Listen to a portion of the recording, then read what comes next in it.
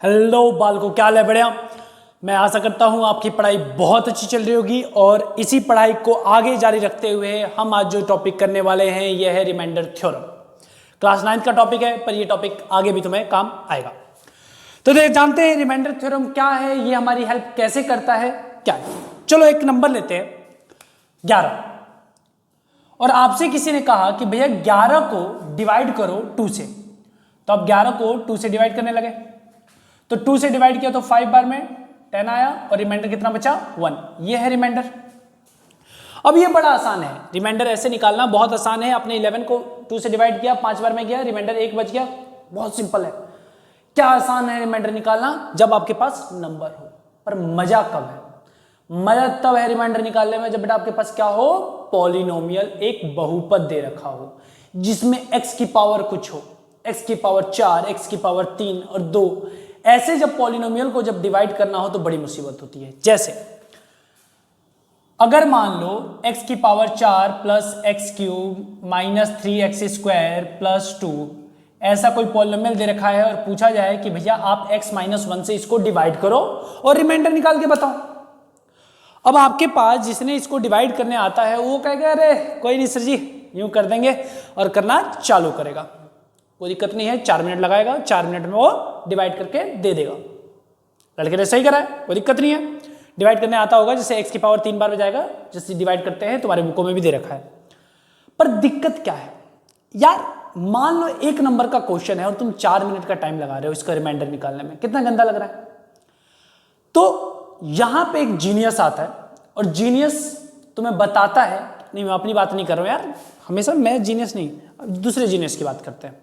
तो एक जीनियस आता है और वो कहता है कि मैं इसका रिमाइंडर निकाल दूंगा बिना डिवाइड करे। आसान है, सिंपल है। उसने कहा बहुत सिंपल तरीका है, आराम से निकाल लेंगे। और उसने क्या कहा कि जिससे डिवाइड किया जा रहा है, जैसे x माइनस 1 है, x माइनस 1 से इसको डिवाइड करना है, तो x माइनस 1 को इक्वल टू 0 पुट करो और यहां से निकालो x की वैल्यू जो यहां पे आ जाएगी 1। x इक्वल टू 1 आ गया। जो वैल्यू आएगी जिससे डिवाइड किया जा रहा है उससे जो भी x की वैल्यू आएगी इक्वल टू 0 पुट करने के बाद वो वैल्यू यहां पुट कर दो। किसमें? पॉलिनोमियल जिसको डिवाइड करना है। तो हमारे पास क्या है? x की power 4 plus x cube minus 3x square plus 2। यहां पे x की जगह पे 1 पुट कर दो, तो 1 की पावर 4 प्लस 1 की पावर 3 माइनस 3 1 का स्क्वायर प्लस 2। 1 की पावर 4 बेटा कितना? 1 का क्यूब कितना? 1 माइनस 3 1 का स्क्वायर 1 प्लस 2। 1 और 1 जोड़ कितना हुआ? 2। 3 गुणे 1 3 प्लस 2, 2 में से 3 गया कितना? प्लस माइनस माइनस, 2 में से 3 गया minus 1 plus 2 minus plus minus, 2 में से 1 गया, 1 बड़ा कौन? 2। तो रिमाइंडर कितना बचा? 1। तो लास्ट में 1 आया और यही तुम्हारा होगा रिमाइंडर। तो देखा कितना आसान है। जिससे आपको डिवाइड करना है उसको इक्वल टू 0 डालो और जो वैल्यू x की आए सॉल्व करके वो x की वैल्यू डाल दो। फाइनल जो तुम्हारा आंसर आएगा वो रिमाइंडर होगा। और बहुत ही सरल, बहुत ही आसान तरीके से तुम्हें पता चल गया। इस कॉन्सेप्ट का यूज करके तुम्हें डिफरेंट क्वेश्चन बनाए जाते हैं और डिफरेंट टॉपिक से रिलेटेड क्वेश्चन आते हैं तुम्हारे एग्जाम में। चलिए एक क्वेश्चन मैं उठाता हूं उन्हीं टाइप का। और क्वेश्चन क्या आता है? सबसे पहले क्वेश्चन क्या पूछ सकता है, किस टाइप के क्वेश्चन पूछेगा, उन्हीं में से एक क्वेश्चन क्या है, क्या आपको बोला जाएगा x की power 3 plus 3x square minus 2a is divisible by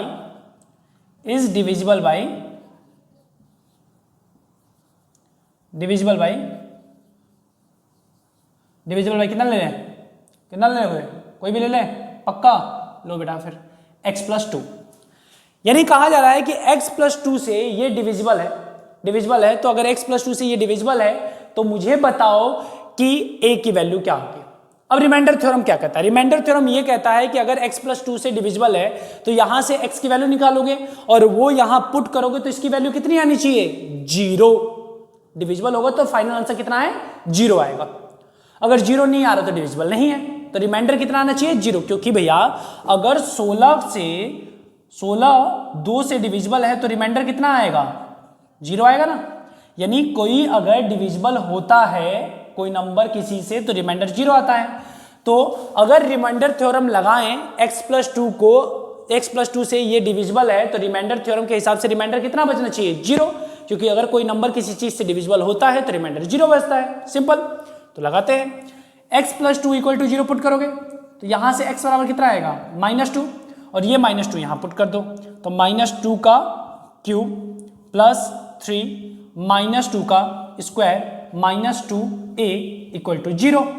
-2 का क्यूब करो, 2 का क्यूब करोगे तो 8, बेटा माइनस का क्यूब करोगे तो माइनस ही रहेगा क्योंकि ये ऑड है, प्लस 3, 2 का स्क्वायर किया तो 4, माइनस का स्क्वायर कर रहे हो, इवन नंबर है तो माइनस का प्लस हो जाएगा, -2a = 0, -8 plus 12 -2a = 0, minus plus कितना हो गया? माइनस, 12 में से 8 गया 4, प्लस का -2a = 0, 4, ये -2a को उधर लेके चले जाओ तो हो जाएगा 2a, a की वैल्यू निकालनी है, 2 से डिवाइड कर दो 4 को तो आएगा 2, 2 बराबर a, और a की वैल्यू हंसते हंसते आ गई। कितना आसान है ना? तो आराम से तुमने रिमाइंडर थ्योरम का यूज करके तुमने a की वैल्यू बता दी। तो ये एक टाइप का क्वेश्चन आता है आपके एग्जाम में। अब आते हैं दूसरे टाइप के क्वेश्चन जो आपके एग्जाम में पूछे जाते हैं। कॉन्सेप्ट कौन सा होगा? रिमाइंडर थ्योरम ही होगा। ठीक है, तो क्वेश्चन क्या आता है बेटा? देखो, अगर मैं कहूं 4 के मल्टीपल बताओ, 4 के मल्टीपल, 4 का मल्टीपल क्या है? 4, 8, 12, 16, 20, 24, 28, ऐसे ही 4 के मल्टीपल है। अगर किसी 4 के मल्टीपल को, अगर मान लो 8, 12, 16, 20 जो भी है, ये 4 के तुम्हारे मल्टीपल चल रहे हैं, अगर इनको 4 से डिवाइड करूंगा तो क्या आएगा? रिमाइंडर 0 आएगा, ये कंफर्म है। यानी अगर तुम्हें पता करना हो कि कोई नंबर किसी का मल्टीपल है कि नहीं तो उससे डिवाइड करो, अगर रिमाइंडर 0 आ जा रहा है तो मल्टीपल है, वरना नहीं है। यही बात हो गई ना, कि अगर मान लो मुझे पता करना हो कि 16, 16 2 का मल्टीपल है कि नहीं है, तो मैं 16 को 2 से डिवाइड करूंगा।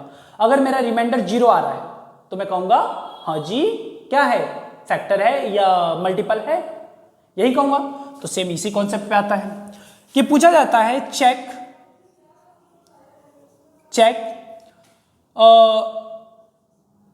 4x square plus 5x plus 2 is a multiple of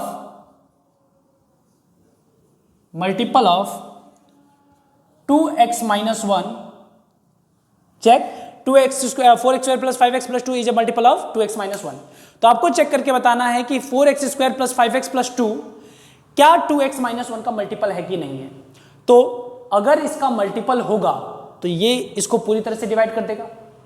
अगर पूरी तरह से डिवाइड कर देगा तो रिमाइंडर थ्योरम लगा के रिमाइंडर कितना आ जाना चाहिए? 0। यानी अगर इन दोनों में हम रिमाइंडर थ्योरम लगाएं, अगर 0 आ जा रहा है तो मल्टीपल है, वरना नहीं है। सिंपल सा फंडा है। तो लगाते हैं 2x माइनस 1 इक्वल टू 0। तो 2x बराबर कितना आया? माइनस हो गया उधर 1, x बराबर कितना आ गया? 1/2। अब ये 1/2 यहां पुट कर दो तो 4, 1/2 का स्क्वायर प्लस 5, 1/2 प्लस 2, 4, 1 का स्क्वायर 1, 4 का 4 हो जाएगा, 2 का स्क्वायर 4, मल्टीप्लाई करो 5/2 प्लस 2, 4 से 4 गया, बचा 1 प्लस 5/2 प्लस 2। एलसीएम लो, 2 एकम 2, 5, 2 2 जा 4/2, 5 4 9 9 10 11, 11/2। बेटा ये तो अंधा भी बता देगा, नहीं अंधा नहीं बता पाएगा, फिर बच्चा भी बता देगा, हाँ ये ठीक रहेगा, बच्चा भी बता देगा कि 11/2 0 के इक्वल तो नहीं है।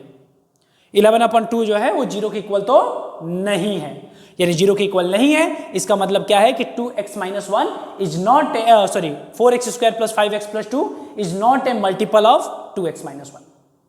बात समझ आ गई? कोई दिक्कत? कभी कभी क्वेश्चन को आपको यहां पे थोड़ा सा घुमा देता है और क्वेश्चन यही टॉपिक से पूछ देता है, चेक और बताओ कि 2x माइनस 1 क्या इसका फैक्टर है कि नहीं है। तो मान लो 16 के फैक्टर क्या है? 2। 16 का एक फैक्टर है 2।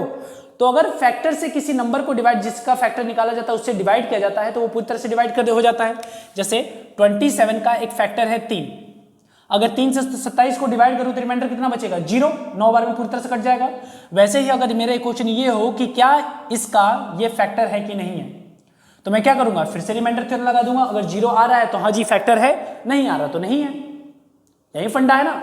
और इसी कॉन्सेप्ट पे आपके क्वेश्चन ये बनते हैं। तो फैक्टर वाला क्वेश्चन आ जाता है, मल्टीपल वाला क्वेश्चन आ जाता है, ए या बी की वैल्यू पूछने वाला जो क्वेश्चन करवाया था वो, ये चौथा सिंपल की रिमाइंडर कितना आएगा जो पहला क्वेश्चन कराया था कि रिमाइंडर कितना आएगा ये बता दो। ये 4 टाइप के क्वेश्चन आपके रिमाइंडर थ्योरम से बनते हैं। बस इतना कर लो, नंबर यूं आएंगे, मतलब चुटकी नहीं बज रही पर मान लो यूं आएंगे।